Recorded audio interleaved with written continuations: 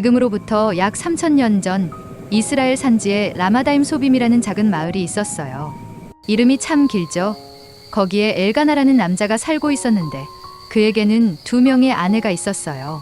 당시에는 아이를 낳지 못하는 여자를 위해 둘째 부인을 맞는 것이 흔한 일이었거든요. 첫째 부인은 한나, 둘째 부인은 브닌나였어요. 그런데 문제가 있었어요. 브닌나에게는 아들, 딸이 여러 명 있었지만 한나에게는 아이가 하나도 없었던 거예요. 상상해 보세요. 매일같이 브닌나의 아이들 웃음소리가 집안에 가득한데 한나는 빈 방에서 혼자 눈물만 흘리고 있었을 거예요. 얼마나 쓸쓸했을까요? 그런데 더 속상한 건 브닌나가 한나를 놀리고 괴롭혔다는 거예요. 어머, 한나 언니는 오늘도 아이 울음소리 못 들어서 허전하시겠어요. 이런 식으로 은근히 마음을 아프게 하는 말들을 자주 했어요. 한나의 마음은 날마다 아파서 견딜 수 없었죠. 다행히 남편 엘가나는 한나를 정말 사랑했어요. 한나야, 내가 너를 사랑하는데 아들 10명보다 내가 낫지 않느냐? 남편의 사랑은 고마웠지만 한나의 마음은 여전히 공허했어요. 아이를 품에 안고 싶은 간절함은 그 무엇으로도 채워지지 않았거든요. 매년 엘가나는 온 가족과 함께 실로 성전에 제사를 드리러 갔어요. 그런데 이때가 한나에게는 가장 괴로운 때였어요. 브닌나와 그 아이들이 모두 함께 가면서 한나만 홀로 떨어져 걸어야 했거든요. 과연 이 상황에서 한나는 어떤 선택을 할까요? 어느 해 실로 성전에서의 일이었어요. 제사를 드리고 나서 온 가족이 함께 제사 음식을 나누어 먹는 시간이었죠. 엘가나는 늘 하던 대로 브닌나와 그 자녀들에게는 여러 몫을, 한나에게는 2배를 주었어요. 아니, 잠깐, 여기서 놓치면 안 되는 중요한 부분이 있어요. 성경은 이렇게 기록하고 있어요. 한나에게는 갑절을 주었으니 이는 그를 사랑함이라. 그런데 그 순간이었어요. 한나 언니, 하나님께서 아이를 주시지 않으시네요. 혹시 언니가 무슨 잘못이라도 했나요? 브니나는 이런 식으로 계속 한나를 자극했어요. 성전에서까지 말이에요. 한나의 마음이 얼마나 아팠을까요? 한나는 더 이상 음식을 먹을 수도 웃을 수도 없었어요. 눈물이 계속 흘러내렸죠. 한나야, 어찌하여 울며 먹지 아니하며 왜 마음에 근심하느냐? 남편은 걱정스러운 마음으로 물어봤지만 한나는 대답할 힘도 없었어요. 그때 한나가 결심했어요. 더 이상 참을 수 없어.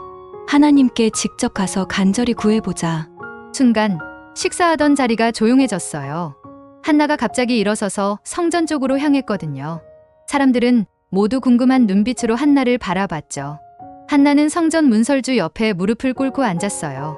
그리고는 마음속 깊은 곳에서부터 우러나오는 기도를 드리기 시작했어요.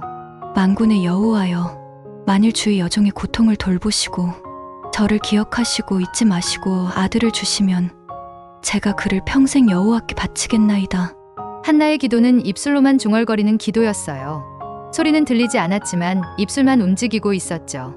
그런데 그 모습이 얼마나 간절했던지 마치 마음이 터질 것 같아 보였어요. 그런데 이게 웬일일까요? 제사장 엘리가 한나를 보더니 깜짝 놀랐어요. 소리 없이 입술만 움직이며 몸을 앞뒤로 흔드는 모습이 마치 술 취한 사람 같아 보였거든요. 당신이 언제까지 술에 취해 있을 것입니까? 술을 끊으시오. 이게 무슨 일이에요? 간절히 기도하는 한나를 보고 술 취했다고 꾸짖다니요. 여러분이라면 이런 상황에서 어떻게 반응하셨을까요? 화가 나서 따져들 것 같지 않나요? 그런데 한나의 대답을 들어보세요. 아닙니다. 내 주여. 나는 마음이 슬픈 여자입니다. 포도주나 독주를 마신 것이 아니라 여호와 앞에 내 마음을 쏟아놓은 것뿐입니다. 얼마나 겸손하고 정중한 대답인가요? 한나는 계속해서 말했어요. 저를 악한 여자로 여기지 마옵소서. 제가 지금까지 말한 것은 저희 근심과 울분이 많기 때문입니다. 한나의 진심을 깨달은 엘리 제사장의 얼굴이 빨갛게 달아올랐어요. 아, 내가 실수했구나 하는 생각이 들었겠죠. 그런데 바로 그 순간 놀라운 일이 일어났어요. 평안히 가라. 이스라엘의 하나님이 네가 기도하여 구하는 것을 허락하시기를 원하노라.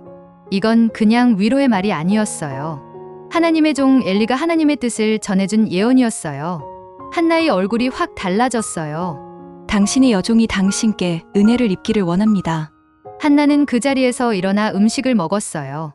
그리고 얼굴에 다시는 근심하는 빛이 없어졌어요. 어떻게 이런 일이 가능할까요? 아직 아무것도 바뀐 게 없는데 말이에요. 한나는 하나님의 약속을 믿었던 거예요. 그런데 정말로 하나님께서 한나의 기도를 들으셨을까요?